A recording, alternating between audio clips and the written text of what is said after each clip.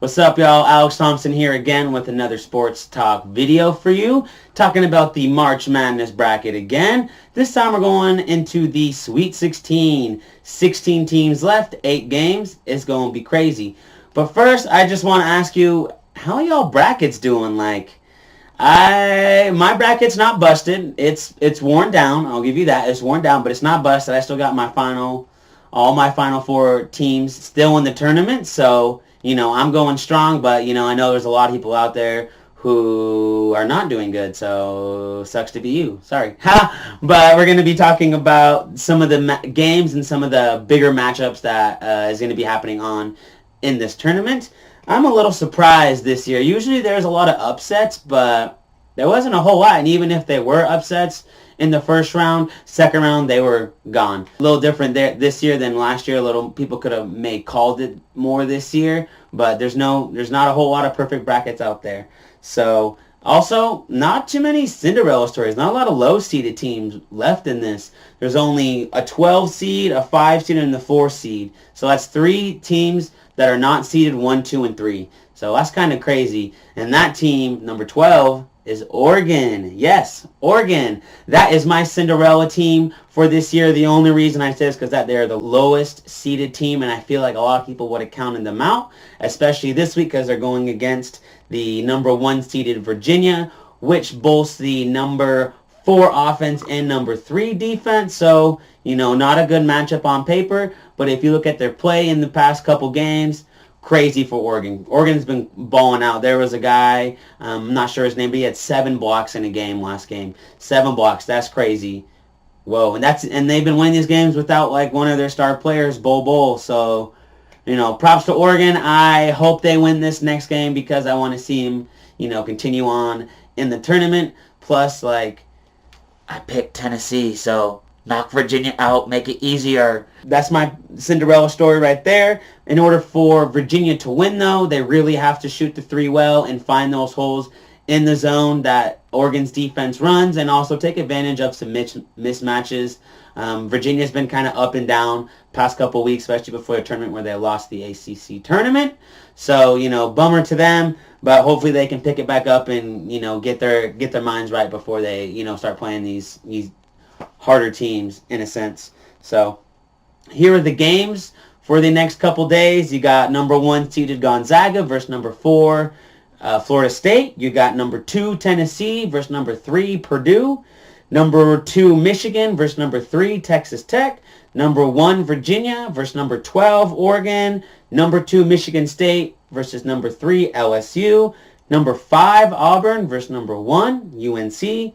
Number 1 Duke versus number 4 Virginia Tech.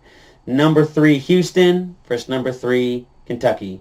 So if you didn't catch that, a lot of 1 seeds still, a lot of 2 seeds, a lot of 3 seeds. All 4, 1, 2, and 3 seeds are still on the map. So it's going to be a lot of hearts broken coming up in the next couple days when some of these teams get bounced out of the tournament. Lots of smiles will be shed on the winning team's faces. So it's going to be a great couple days of college basketball. Now, into some of the matchups that you should be watching. So, some of the best matchups for the Sweet 16 games.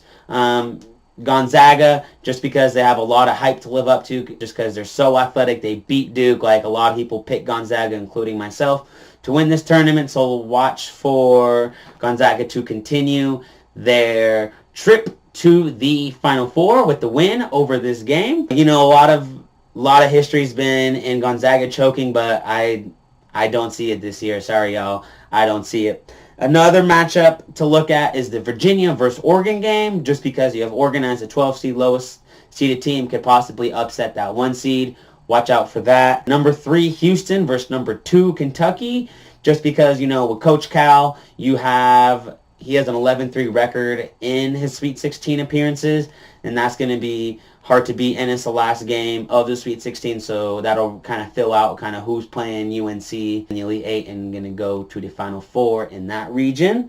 Another one that I will be watching for sure. Number 2 seeded Michigan versus number 3 seed Texas Tech. That game will play the winner of Gonzaga versus Florida State. The reason I think this is a good matchup to look out for is because Michigan holds the number 2 defense while Texas Tech holds the number 1. So going to be a very defensive game. Something else I found out about Michigan is that they are the number 1 rebounding team in the nation. They grab about 41 rebounds per game. So in order for Texas Tech to pull out a victory in this game is to, win the rebounding game and then win the turnover game. So have the least amount of turnovers, but also create the most amount of turnovers. So those are some of the matchups I will be looking for in this Sweet 16, and hopefully you are going to be watching as well. I'm going to give you my picks now for these games. Okay? Gonzaga, Florida State. Bye, Florida State. Gonzaga's moving on. Tennessee and Purdue. Tennessee, I just don't see Purdue having the players to match up against Tennessee, especially with their All-American in Grant Williams. Watch for him to have a big game. Number 2, Michigan versus Texas Tech. I just was saying defensive game. So watch for a lot of contested shots and rebounding battle. I'm going to have Texas Tech winning this game. It's going to be close. I think it's going to be on a last-second buzzer beater or on free throws because what? Free throws win you games. Remember that, and that should be your principle for all college teams. Next, Virginia versus Oregon. I got my fingers crossed for Oregon. I want them to continue their road to the Final Four, and as I mentioned, I want Tennessee's road to the Final Four to be easier. So sorry, Virginia, but Oregon's going to keep on going.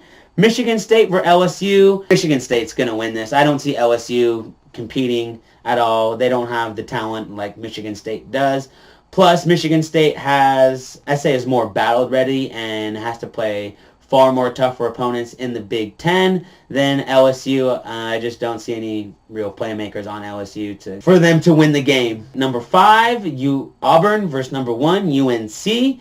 UNC is going to win this game. They're a favorite to win the tournament, and I just don't see them losing to a 5 seed such as Auburn. UNC is just too battle-tested to lose to a team like Auburn. Duke versus Virginia Tech. Duke, I think, is going to win this game. I saw last week's game against UCF. Crazy game. I was jumping all up and down. I was pacing around. I thought Duke was going to lose. That might have been the biggest upset of the decade/century. But Duke's going to win this game. The only reason Duke would have lost last game is because of that 7-6 Taco Fall. They just couldn't match up against them and couldn't win the rebounding battle. But R.J. Barrett won that rebounding battle in the end with his putback. So, sorry Taco fell in UCF, but you fell. So, Duke's going to win this one. Houston versus Kentucky, 3 versus another 2 seed. Oh, man, this is tough. I think Kentucky's going to win this. I want to see that UNC-Kentucky game. Two great colleges with great basketball history going at it. Who's going to hold the title over one. I think Kentucky's going to win this game. UNC-Kentucky, though, I don't know. I'll have to find out later, but Kentucky's going to win a trip into its next Elite Eight.